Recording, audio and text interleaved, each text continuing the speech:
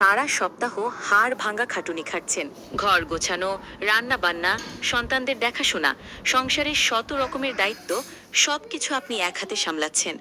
অথচ সপ্তাহ শেষে যখন শুক্রবার আসে, আপনি কি জানেন যে এই একটিমাত্র দিন আপনার পুরো জীবনের গুনাহ মাফ করিয়ে দেওয়ার জন্য যথেষ্ট ছিল? আপনি কি জানেন প্রতি সপ্তাহে আল্লাহ তাআলা আপনার জন্য এমন এক মহাসুযোগ পাঠান যা কেবল একটু অসচেতনতার কারণে আপনার হাত থেকে ফসকে যাচ্ছে? হ্যাঁ, আমি আমাদের জীবনের সবচেয়ে গুরুত্বপূর্ণ দিন, পবিত্র জুমার দিনের কথাই বলছি। আমাদের অধিকাংশ মা বোনদের জুমার দিনের সকালটা শুরু হয় অন্য দিনগুলোর চেয়েও দ্বিগুণ ব্যস্ততায়। বিশেষ খাবার রান্না করা, ঘরবাড়ি পরিষ্কার করা, মেহমানদারি করা, এসবের ভিড়ে কখন যে জুমার দিনের মহামূল্যবান সময়গুলো পার হয়ে যায় আমরা টেরই পাই না। দিন শেষে যখন সূর্য ডুবে যায় তখন বুকের ভেতর একটা দীর্ঘশ্বাস জমে ওঠে। হাই, আজকের দিনটাতেও আমি আখিরাতের জন্য তেমন কিছুই করতে পারলাম না। আজকের এই ভিডিওতে আমি আপনাদের সাথে এমন তিনটি বিশেষ আমলের কথা শেয়ার করব যা একজন নারী ঘরে বসেই অত্যন্ত সহজে আদায় করতে পারেন। এই আমলগুলো আপনার ব্যস্ত জীবনকে বিন্দু মাত্র বাধাগ্রস্ত করবে না, বরং আপনার সংসারে নিয়ে আসবে কল্পনাতীত বরকত, আপনার মনে এনে দেবে পরম শান্তি এবং আপনার আখিরাতের আমলনামাকে ভরিয়ে দেবে পাহাড় সম সোয়াবে। রাসূলুল্লাহ সাল্লাল্লাহু আলাইহি ওয়াসাল্লাম এই আমলগুলোর ব্যাপারে কতটা তাগিদ দিয়েছেন এবং কিভাবে আমরা হাজারো ব্যস্ততার মাঝেও এগুলো অবহেলা না করে নিয়ম করে আমল করতে পারি, আজ তা বিস্তারিত জানব। কিন্তু মূল আমলে যাওয়ার আগে আমাদের একটি চরম সত্য স্বীকার করতেই হবে। আমরা নারীরা কি সত্যিই জুমার দিনের মর্যাদা বুঝতে পেরেছি, নাকি আমরা এই দিনটিকে কেবলই একটি সাপ্তাহিক ছুটির দিন বা ভালোমন্দ রান্নাবান্না করার দিন হিসেবেই ধরে নিয়েছি? এমন একটি প্রশ্ন যা হয়তো আপনার চিন্তা জগৎকে ওলটপালট করে দেবে। ব্যস্ততা যতই থাকুক, জুমার দিনের প্রথম এবং অন্যতম প্রধান আমলটি হল সূরা আল কাহফ তেলাবাত করা। আমাদের প্রিয় নবী, মানবতার মুক্তির দূত হজরত মুহাম্মদ সাল্লাল্লাহু আলাইহি ওয়াসাল্লাম ইরশাদ করেছেন, যে ব্যক্তি জুমার দিনে সূরা আল কাহফ পাঠ করবে তার জন্য এক জুমা থেকে পরবর্তী জুমা পর্যন্ত একটি বিশেষ নূর বা আলো চমকাতে থাকবে। সুনানে বাইহাকি। প্রিয় দিনী বোন, একটু গভীরভাবে ভেবে দেখুন তো, এই অন্ধকার দুনিয়ায় যেখানে প্রতি পদে পদে আমাদের ঈমান হরণ করার ফিতনা ছড়িয়ে আছে, সেখানে আল্লাহ তাআলা আপনার জীবনের পথকে আলোকিত করার জন্য একটি নূরের গ্যারান্টি দিচ্ছেন। এই নূর আপনার অন্তরে প্রশান্তি দেবে, আপনাকে সঠিক পথ দেখাবে এবং শয়তানের কুমন্ত্রণা থেকে আপনাকে হেফাজত করবে।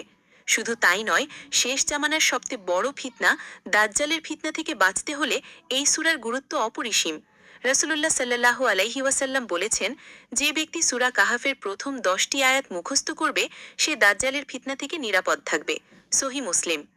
এখন আপনার মনে প্রশ্ন আসতে পারে, আপু, আমি তো ঘরের কাজে এত ব্যস্ত থাকি, সূরা কাহাফ তো বেশ বড় একটি সূরা, এটি পুরোটা একবারে পড়ার সময় আমি কিভাবে বের করব? আমি আপনাদের এই সমস্যার একটি অত্যন্ত চমৎকার এবং বাস্তবসম্মত সমাধান দিচ্ছি। আমাদের ইসলাম দিন হিসেবে অত্যন্ত সহজ। আল্লাহ তাআলা আমাদের উপর এমন কোনো বোঝা চাপিয়ে দেননি যা আমরা বইতে পারবো না। আপনি যদি এক বসাতে পুরো সূরাটি পড়তে না পারেন, তবে আপনার সুবিধা মতো এটিকে ভাগ করে নিন। যেমন, জুমার দিনটি শুরু হয় বৃহস্পতিবার দিবাগত রাত অর্থাৎ মাগরিবের পর থেকে।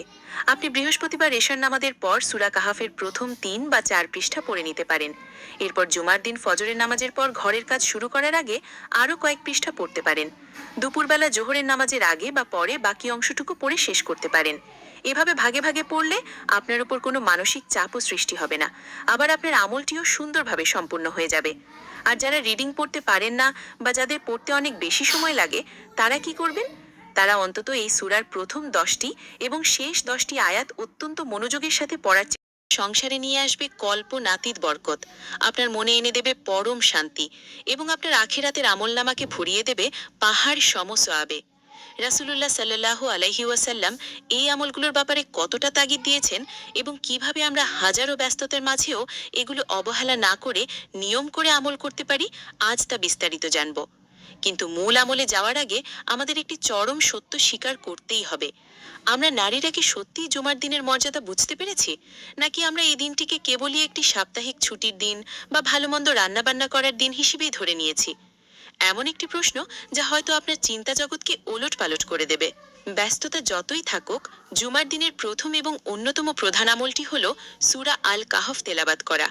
আমাদের প্রিয় নবী, মানবতার মুক্তির দূত হজরত মুহাম্মদ সাল্লাল্লাহু আলাইহি ওয়াসাল্লাম ইরশাদ করেছেন, যে ব্যক্তি জুমার দিনে সূরা আল কাহাফ পাঠ করবে তার জন্য এক জুমা থেকে পরবর্তী জুমা পর্যন্ত একটি বিশেষ নূর বা আলো চমকাতে থাকবে।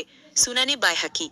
প্রিয় দিনী বোন, একটু গভীরভাবে ভেবে দেখুন তো, এই অন্ধকার দুনিয়ায় যেখানে প্রতি পদে পদে আমাদের ঈমান হরণ করার ফিতনা ছড়িয়ে আছে, সেখানে আল্লাহ তাআলা আপনার জীবনের পথকে আলোকিত করার জন্য একটি নূরের গ্যারান্টি দিচ্ছেন।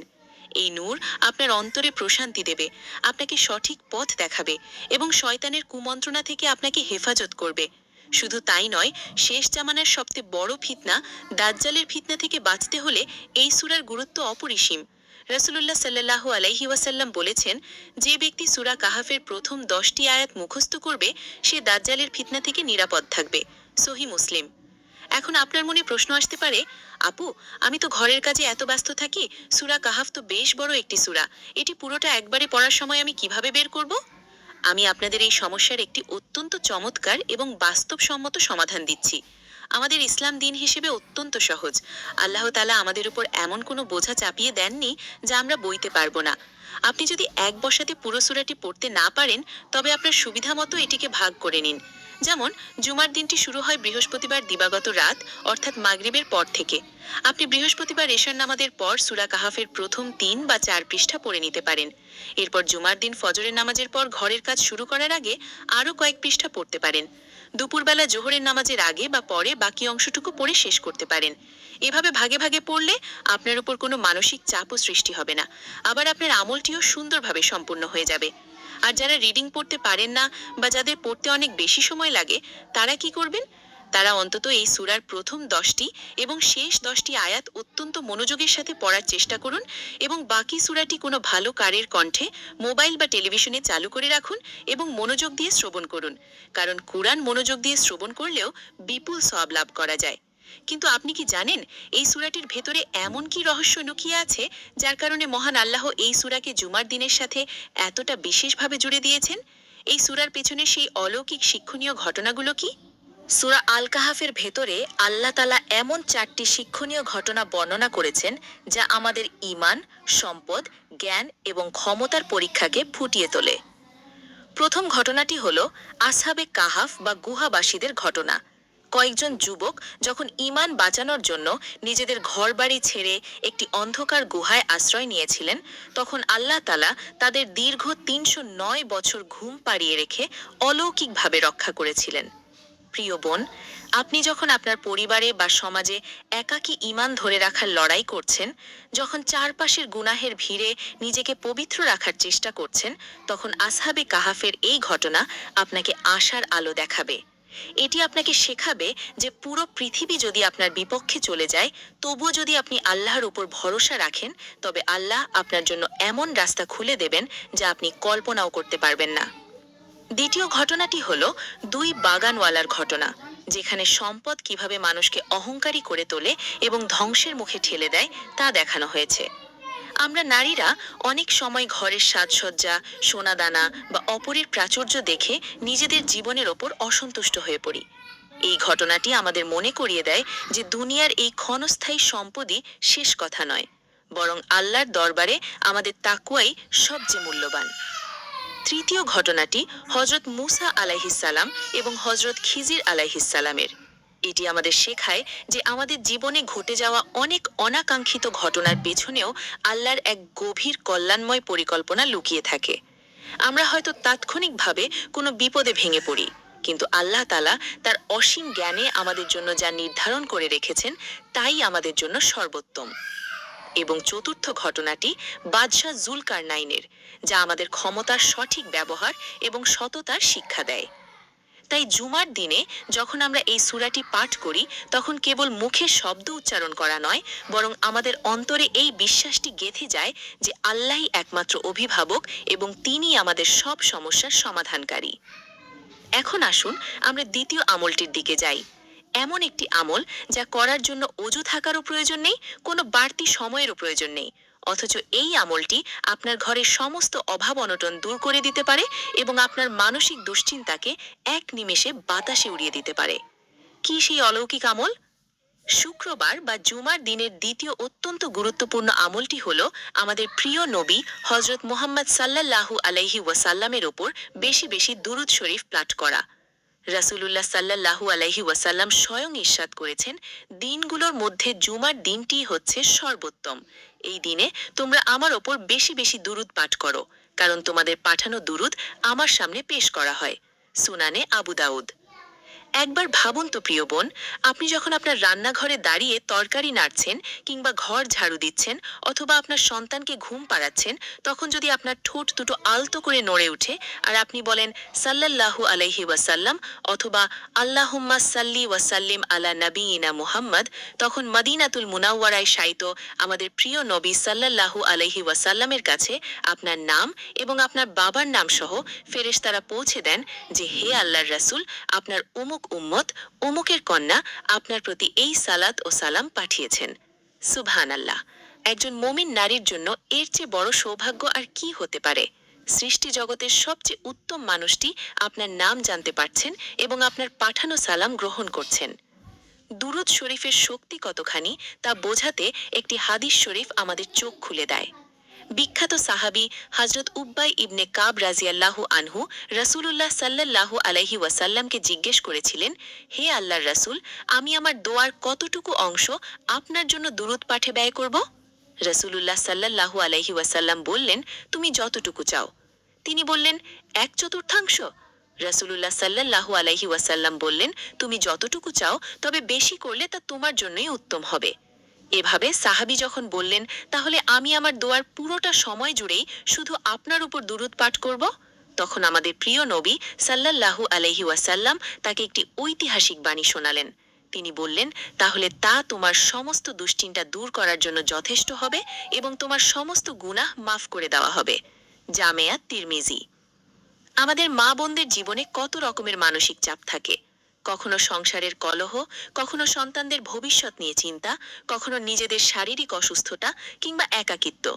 আমরা সারা দিন কত মানুষের কাছে নিজেদের দুঃখের কথা বলে বেড়াই, কত জায়গায় সান্ত্বনা খুঁজি। কিন্তু আমরা যদি এই জুমার দিনে অন্যান্য সব অনর্থক কথা বাদ দিয়ে শুধু দুরূদ শরীফের আমলটি আঁকড়ে ধরি, তবে আল্লাহ তাআলা আমাদের জীবনের সমস্ত মানসিক অস্থিরতা দূর করে দেবেন।